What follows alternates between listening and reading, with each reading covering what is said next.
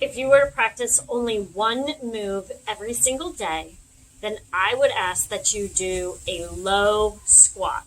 And here's why. Okay, thank you for joining me down here in this low squat. The reason I want to recommend the low squat to you as the one movement you do every day is because we can work on different things while we're in this position.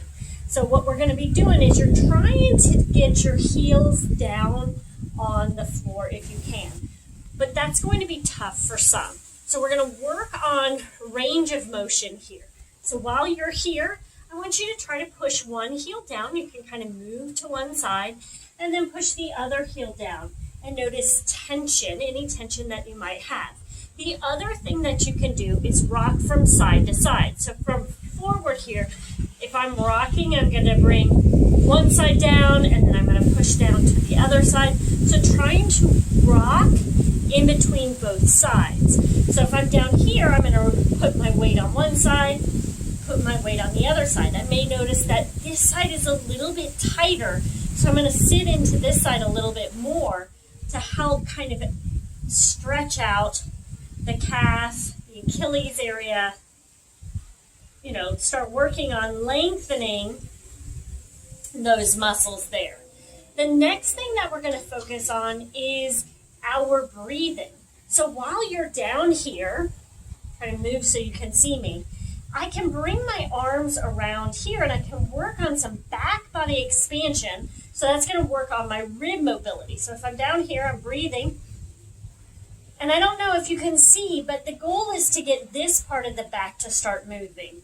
The closer your knees are in here, the better it's going to be, the easier it's going to be for you to get that expansion. So if I think breathe in, you should see it moving through here and breathe out.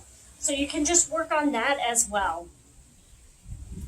And then the third thing that I would work on is your pelvis. So you can work on pelvic mobility as well. So you're going to think about rounding those lower hips and then trying to lift up. So I'm taking my pelvis and I'm kind of rocking it here and here while I'm in that position. It gets a little awkward to be able to do that, but you're going to round it and then you're going to straighten it up. You may have to spread your legs a little bit further apart. But you will begin to notice the more that you're down in this position, the more comfortable it's going to start to get. So the goal is to maybe try to go up to about 2 minutes down here.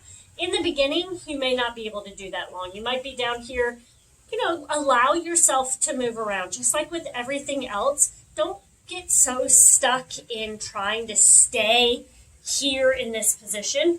Move through it. Feel what it feels like. Notice things in your body. If something's tight on one side and isn't tight on the other, let's pay attention to it. Let's notice what is occurring there.